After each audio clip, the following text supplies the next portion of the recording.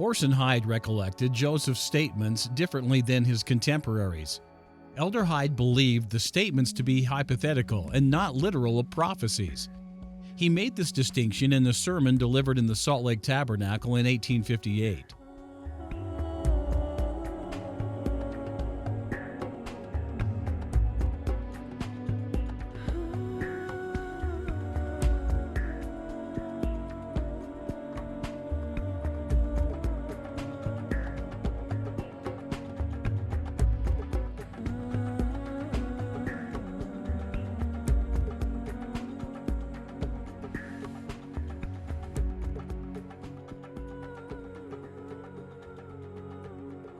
In fact, Brother Hyde could come to no conclusion as to whether the Constitution would be saved at all.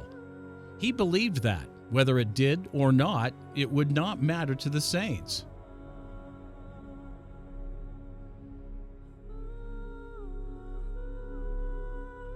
If Elder Hyde's understanding is correct, then there is no conflict. Joseph was merely speaking hypothetically and not prophetically.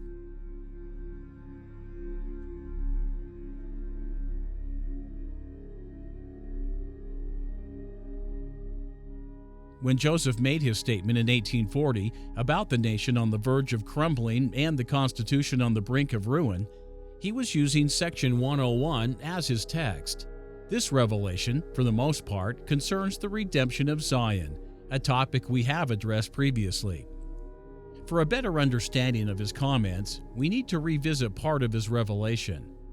We start with the Lord's comments on the U.S. Constitution. The Lord expressed his desire that the saints continue to importune the government according to the laws and Constitution. They are to uphold this constitutional law in order to maintain it and hold every man accountable.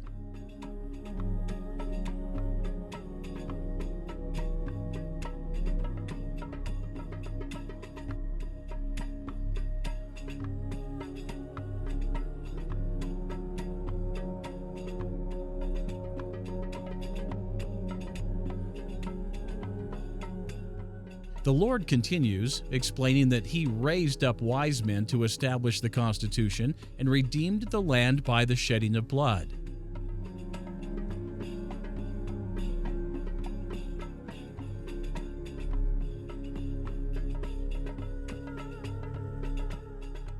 At this point in his narrative, the Lord inserts a parable to further make his point. He borrows the parable of the woman and the unjust judge, recorded originally in the Gospel of Luke. He cites the parable verbatim, using the King James Version, and likens the children of Zion to the woman, a widow.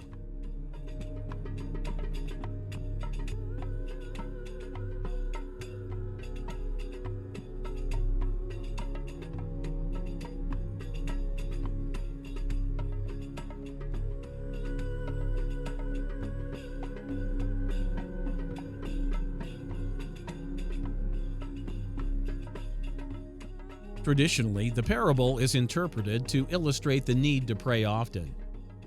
The Lord recommends this interpretation in his preface to the parable.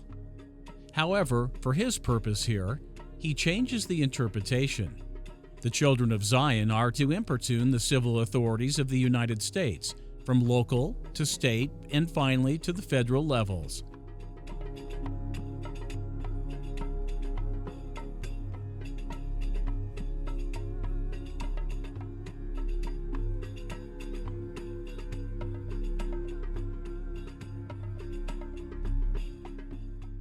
The Lord continues, indicating his hot displeasure for fierce anger at the wicked. He also commands his saints to pray that the wicked, the U.S. civil authorities in this case, listen to their cries and petitions, so that he will be merciful unto them. Otherwise, they will be cut off and appointed to outer darkness when the Lord does his strange act, a reference to the destruction of the second coming.